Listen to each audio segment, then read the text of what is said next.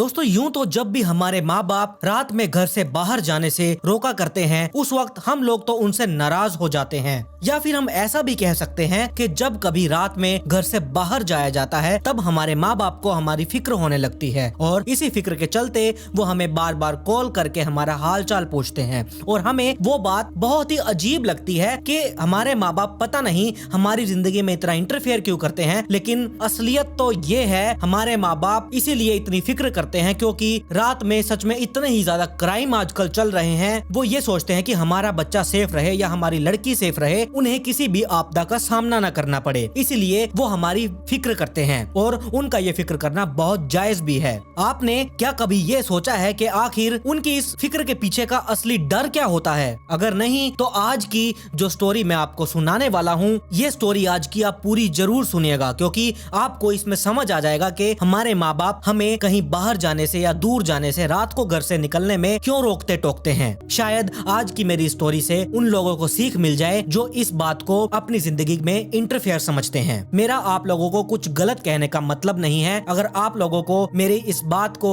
बोलने पर कुछ गलत लगता है तो आई एम रियली सॉरी, पर आज की ये जो वीडियो है ये आप जरूर देखिएगा। एक लड़की जो कि देर रात में नाइट क्लब से अपने घर लौट रही थी कि उसी वक्त उसके घर के कुछ ही दूरी पर उसके साथ जो कुछ भी हुआ वो सच में सुनकर आप लोगों के होश उड़ जाएंगे। गरीब असहाय लोगों की मदद करने वाली इस लड़की के साथ एक मर्डरर ने ऐसी बर्बरता की कि डॉक्टर्स भी उसे बचा नहीं पाए। वो लोग भी हैरान रह गए थे कि आखिर एक इंसान इतना निर्दयी कैसे हो सकता है कि वो उस लड़की को मार डाले, उस लड़की को टॉर्चर करे, जो कि उस लड़की की थिंकिंग ये थी कि वो बड़ी होकर गरीब लोगों की मदद करेगी, जिन भी लोगों को जिस चीज की जरूरत होगी वो उनकी जरूरतों को पूरा करेगी। इतने बड़े लंबे चले ऑपरेशन के बाद भी आखिरकार उसने अपना दम तोड़ ही दिया। जिस तरह से कातिल ने उस लड़की को टॉर्चर किया था या फिर कह लें कि मारा था, उसे देखकर सभी लोगों को यही लग रहा था कि इस लड़के की मर्डर के साथ बहुत ही पुरानी दुश्मनी जरूर रही होगी। पर जब इस केस की इन्वेस्टिगेशन शुरू की गई तब जो सच निकल कर सामने आया वो पूरे पुलिस टीम को चौंका कर रख दिया था। पुलिस टीम क्या,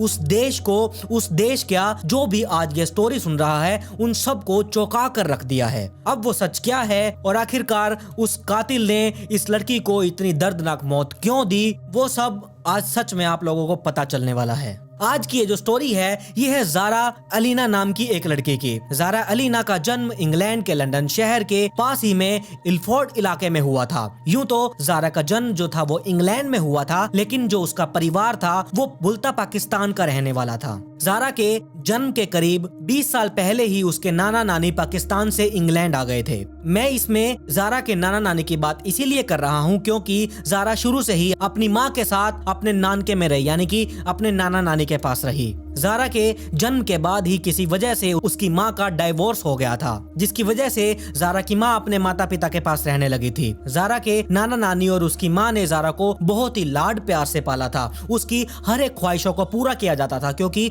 जो उसकी थिंकिंग थी वो सच में बहुत ही ज्यादा पॉजिटिव थी। नेगेटिव थिंकिंग तो वो अपने माइंड में कभी आने ही नहीं दिया करती थी। ज़ारा को बचपन से ही घूमना फिरना बहुत ज्यादा पसंद था। वो अक्सर गर्मियों की छुट्टियों में अपने परिवार के साथ अलग अलग जगह पर ट्रिप पर जाया करती थी। ज़ारा जितनी अच्छी पढ़ने लिखने में थी उतनी ही अच्छी वो डांसिंग, आइस स्केटिंग जैसी ऐसे बहुत सी एक्टिविटीज में भी थी। मतलब कि वो जो भी काम करती थी वो उस काम को लगन और शिद्दत के साथ काम किया करती थी और इसी वजह से बड़े होने के बाद उसने अपने बचपन का सपना भी पूरा कर लिया। दरअसल एक इंटरव्यू के दौरान ज़ारा की माँ ने यह बताया था कि ज़ारा जब सिर्फ 5 साल की थी तब किसी ने उससे पूछा था कि वो बड़े होकर क्या बनना चाहेगी। तब इस पर ज़ारा ने बताया था कि वो बड़ी होकर लॉयर बनेगी और गरीब और असहाय लोगों की मदद करना चाहेगी। उससे जितना भी बन पाएगा वो उतना करेगी। उस टाइम पर जिन जिन लोगों ने ज़ारा का ये जवाब सुना था उन लोगों को ये सिर्फ एक मासूमियत दिखाई दी कि ये अभी तो बच्चा है, इसे जिंदगी के बारे में क्या पता कि ये क्या बोल रही है। ये जब बड़ी होगी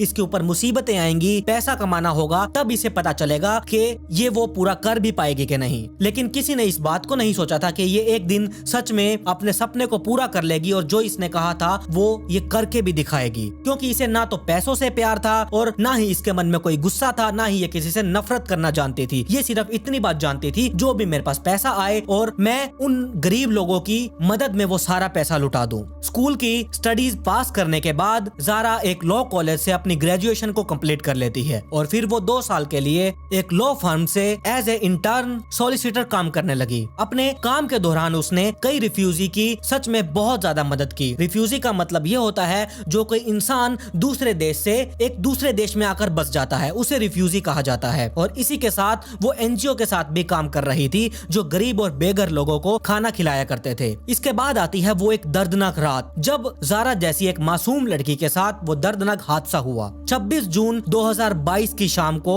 जारा अपने एक फ्रेंड के साथ डिनर करने के लिए the great spoon of Ilford restaurant में जाती है। वहां जाकर वो खाना ऑर्डर करते हैं, आराम से खाना खाते हैं, एंजॉय करते हैं उस शाम को। उसके बाद जब वो खाना खाकर उस रेस्टोरेंट से निकले, रेस्टोरेंट से निकलने के बाद पास के ही एक बार में जाते हैं जहां जारा का दोस्त ड्रिंक करता है और जारा सिर्फ एक गिलास पानी पीती है। और इसी दौरान एक दूसरे बार में बैठे एक 30 साल के आदमी को धक्के मारकर उस बार से निकाल दिया जाता है क्योंकि वो बार में मौजूद लड़कियों के साथ बदतमीजी कर रहा था। वो लड़कियों को छेड़ रहा था, उन्हें लगातार परेशान किए जा रहा था, कभी इस लड़की के साथ तो कभी उस लड़की के साथ। ये लड़का इतनी नीचता पर उतर आया था, कभी उन्हें धक्के से खींचकर अपने सीने से लगा लेता, कभी जाकर उनके साथ चिपक जाता। इस लड़के का नाम था जॉर्डन मैक्स्यूनी। इस स्टोरी में आगे बढ़ने से पहले मैं आपको थोड़ा सा इस जॉर्डन के बारे में भी बता देता हूँ ताकि आप लोगों को ये समझने में आसानी हो कि जॉर्डन का ये जो स्वभाव था वो आखिर कैसा था। जहाँ एक तरफ जारा बचपन से ही नेक दिल की लड़की थी, वहीं जॉर्डन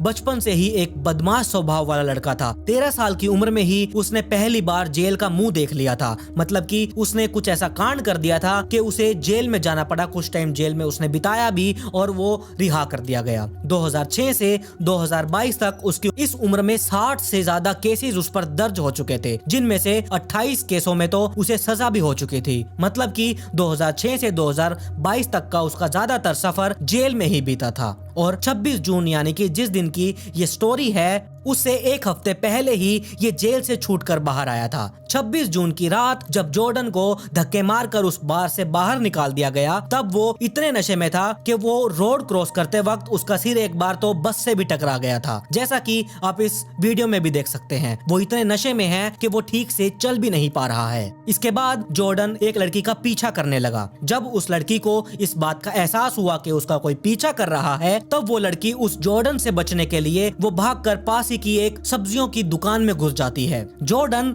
उसके पीछे पीछे उस दुकान के अंदर भाग चुका था, लेकिन जो वहां पर लोग मौजूद थे उस दुकान के अंदर, उन लोगों ने उस जॉर्डन को वहां से भगा दिया। वो लड़की तो किसी तरह अब बच चुकी थी, लेकिन जो जॉर्डन था उसके अंदर का जानवर अभी भी शांत नहीं हुआ था। इसके बाद जॉर्डन एक बार फिर से अपने नए शिकार के लिए निकल पड़ता है। रोड पर लगातार वो घूमता जा रहा था, वो बस देख रहा था उसे कोई अकेली लड़की मिलनी चाहिए थी। थोड़ी देर बाद जॉर्डन फिर एक बार एक लड़की का पीछा करना शुरू कर देता है। जब उस लड़की को शक हुआ कि उसका कोई पीछा कर रहा है, तब उस लड़की ने अपने अपोजिट साइड की लेन को पकड़ लिया और इससे पहले ही जॉर्डन उस पर हमला कर पाता, वो उससे पहले ही उस लड़की का घर आ चुका था और वो इस जॉर्डन का शिकार होने से बच गई।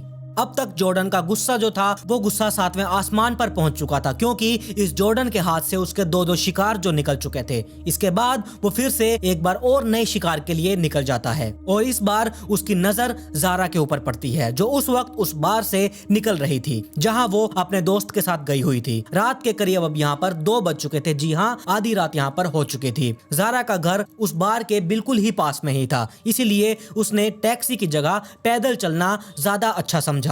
लेकिन उसने वहीं पर यह गलती कर दी कि उसने टैक्सी छोड़कर बल्कि पैदल जाने का रास्ता चुना। रास्ते में खूंखार भेड़िए की तरह जॉर्डन जो घूम रहा था उसकी नजर जारा के ऊपर पड़ जाती है। वो फिर जारा का पीछा करना शुरू कर देता है। जब थोड़ी ही दूर चलकर जॉर्डन उसका पीछा कर रहा था, एक सुनसान जगह पर जॉर्डन जारा के ऊपर हमला कर देता है। जारा खुद को बचाने की काफी ही ज्यादा कोशिश करती रही, लेकिन वो जॉर्डन से खुद को बचा ही नहीं पाई। जॉर्डन एक के बाद एक कई बार जारा के ऊपर करता रहा, जिससे वो बुरी तरह से जख्मी हो चुकी थी। करीब 9 मिनटों तक जॉर्डन ने जारा को इतना मारा पीटा और उसके साथ ऐसे किया और फिर उसका फोन और उसके कमर के नीचे के सारे कपड़े लेकर वहां से भाग गया। जारा एक जिंदा लाश की तरह सड़क के किनारे पड़ी हुई थी। थोड़ी ही देर के बाद वहां से गुजर रहे कुछ लड़कों की नजर जारा के ऊपर पड़ी। उन लोगों ने तुरंत एम्बुलेंस को फोन किया और उसे हॉस्पिटल पहुंचा दिया गया। करीब 5 घंटे तक चले इस लंबे ऑपरेशन के बाद आखिरकार सुबह 10 बजे जारा ने अपना दम तोड़ दिया। जारा के पोस्टमार्टम रिपोर्ट में भी ये बताया गया कि उसके शरीर के ऊपर कम से कम भी 50 से ज्यादा इंजरीज मार्क्स थे। जारा के पोस्टमार्टम रिपोर्ट जॉर्डन द्वारा किए गए बेरहमी की गवाही दे रही थी। एक बार आप सोच कर देखिए, जिस लड़की ने गरीब, कमजोर और असहाय लोगों की मदद करने का सोचा, हमेशा उनकी मदद भी की, उसे एक वहशी दरिंदे ने कितनी बर्बरता से मार डाला। खैर, इस घटना के अगले दिन पुलिस वालों ने जॉर्डन को उसके दोस्त के घर से ही गिरफ्तार कर लिया था। जब वो जेल से छूटकर आया था, वो तब से ही अपने दोस्त के घर पर रह रहा था। पुलिस ने जब उससे पूछताछ की, तब उसकी हरकतों को देखकर पुलिस वाले भी यहाँ पर हैरान रह चुके थे। वो इस तरह से पुलिस वालों को पूरी घटना की डिटेल्स दे रहा था जैसे कि मानो ये उसके लिए बहुत छोटी बात हो। उसे इस बात का बिल्कुल भी पछतावा नहीं था कि किस कदर उसने एक मासूम लड़की की जान ले ली, जबकि उस लड़की ने तो इसका कुछ बिगाड़ा भी नहीं था। वो इस लड़के को तो जानती तक नहीं थी। कोर्ट में भी इस जॉर्डन ने जज के सामने वैसा ही बर्ताव किया जैसा कि उसने पुलिस वालों के साथ किया था। जॉर्डन की हरकतों से लग रहा था वो मेंटली पूरी तरीके से फिट नहीं है, और यही बात उसके वकील ने भी कोर्ट में रखी। और जज ने इसकी बर्बरता को देखकर, इसके वैशीपन को देखकर इसे उम्र कैद की सजा सुना दी। काश ही ये सजा उसके पुराने क्राइम्स पर मिल गई होती तो आज जारा एलिना जिंदा होती। जॉर्डन जैसे वैशी दरिंदों की वजह से ही कोई माँ बाप अपने बच्चों को रात में घर से बाहर जाने से रोका करते हैं। अब आप लोग एंड में ये सोच रहे होंगे कि हमारे माँ बाप हमें बाहर जाने से क्यों लोग रोकते हैं, हमारी इसमें क्या गलती है। गलती आपकी बेशक ना हो, लेकिन कब आप लोगों के साथ क्या हादसा हो जाए ये सच में कोई भी नहीं जानता। इसीलिए माँ बाप आप लोगों की, बल्कि मेरे माँ बाप भी हम सब की फिक्र करते हैं कि किसी के साथ कभी भी कुछ गलत ना हो, और जो भी आप लोगों ने घर में टाइम सेट कर रखा होता है उसी टाइम पर आप लोग जितनी जल्दी हो सके घर वापस आ जाएं। उससे माँ बाप भी सुखी रहेंगे, खुश रहेंगे, और आप लोगों पर भी कोई आपदा नहीं आएगी। तो मेरा तो यही मानना है, अपने माँ बाप की बातें जरूर माना करें, जैसा वो कहते हैं वैसा जरूर करें, और जैसा इस लड़की के साथ हुआ ऐसा कभी भी किसी लड़की के साथ ना हो।